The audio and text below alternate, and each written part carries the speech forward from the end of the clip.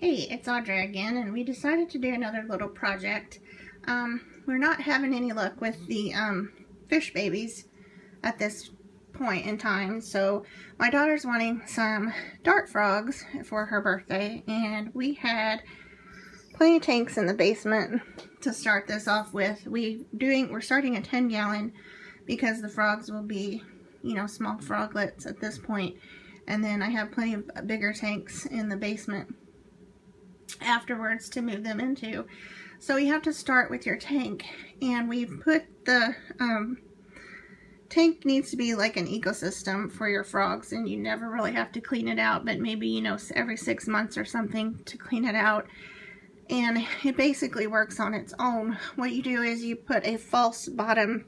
I always kind of chuckle whenever I talk about the false bottom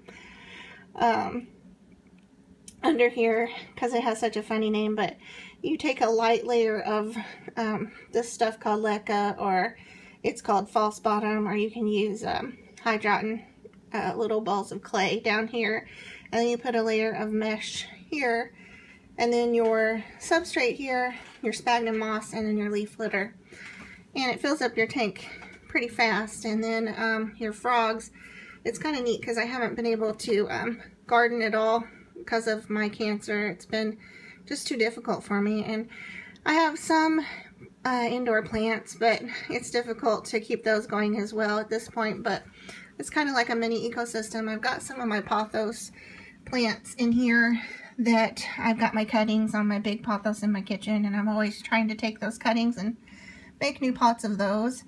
And so I can put that in here for the frogs when we get the frogs, and they can, climb on the pothos or hide underneath it. And my daughter put the little rest in peace in there to kind of make it a Halloween thing coming up, because we'll probably get the frogs in September or October. It has to kind of settle in. We just made the tank. It has to settle in, let the roots get really good on your plants, because, the frogs are kind of heavy and they can topple those over. Inside, I like kind of looking inside. It's neat. This little stump here, I think it's like baby's tears. And I got this from Josh's Frogs online, so I'm not sure how these do. My daughter's been misting this very heavily at first, and I think maybe we're kind of over misting it, but at this point we're just trying to get it to where we can keep it at 80% humidity at all times for when we do get the frogs. And so I've got baby tears up here, and this little shelf thing I put here with a log here, and then built that up so the frogs can climb up there. They've got a manzanita branch in here where they can climb up in there. Lots of leaf litter where they can hide. We've put a colony of springtails in here to let them crawl around on, and the springtails help get rid of mold. They're little bugs that help get rid of mold, and they eat your leaf litter down, and they just keep it going as an ecosystem, so you don't have any maintenance really to clean it out. And then here's a little log here. It's got a little bit of mold up in here, but that's kind of like cycling a fish tank. You'll have some of that with your frog tank at first, and then the little springtails will do their job at eating the mold, so it's kind of settling in. And then here's some more baby's tears and some pothos, golden pothos back there. Dart frogs aren't really poison when you get them captive bred.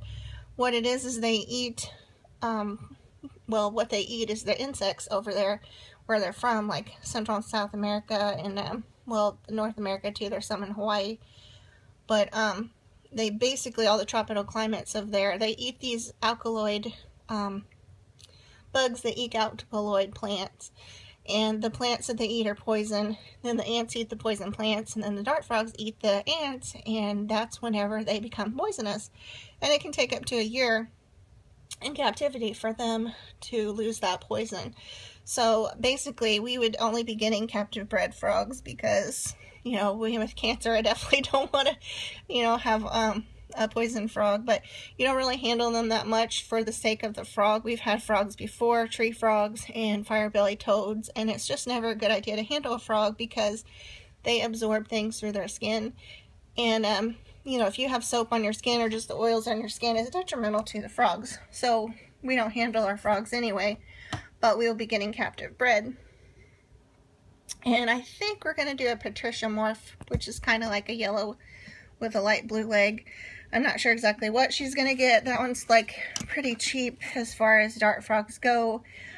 She wants to maybe raise the frogs in the future, so I don't know if she wants to go with a more expensive frog at first to get, you know, more expensive frogs in the future to sell out or give away or whatever she plans to do with it. And then, or does she want a less expensive frog starting out? It's just up to her. We will discuss flies later.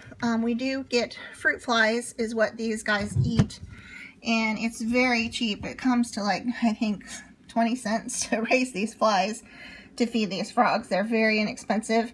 So we take the fruit flies. We did just get a culture in, and we'll be culturing our own flies. So from time to time, and I've been feeding those off to the fish at this point until we get the frogs, because they are a very tasty treat for your fish. And if you have small lizards, even our lizard, our Rankindragon Scooby, should be able to eat the, Scooby should be able to eat some of those flies too. It's just taking him out and letting him eat in a bucket, ice cream bucket or something, instead of just putting them in his cage, because they're very tiny fruit flies and they would just crawl right out.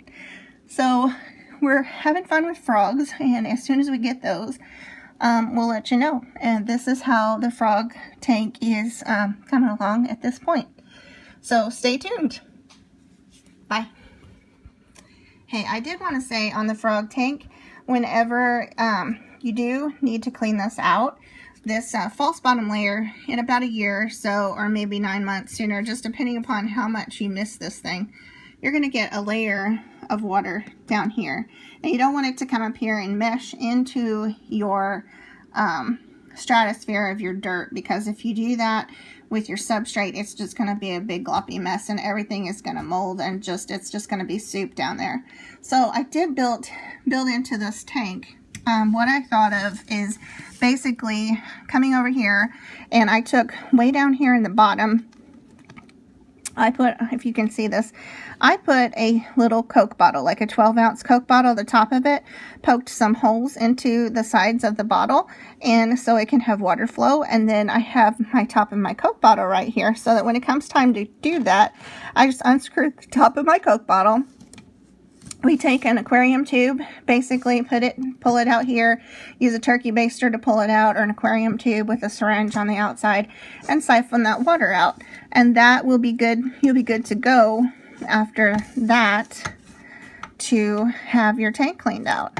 So it's pretty easy, and it's just thinking ahead of when the time comes as far as cleaning it out. I think that'll help in the future. But that is an idea. If you're making a frog tank or an ecosystem like this, or a vivarium, definitely think about putting in just a little drainage system where you can clean that out later. Some people take a tube and permanently, you know, attach it with silicone up here to have that down in their tank. And to me, it's just as easy just to pull that over, and so we know where it is when the time comes to clean that out. Just thought I'd throw that out there as an extra tip if you guys do decide to raise dart frogs or any other terrestrial frogs that would use a setup like this.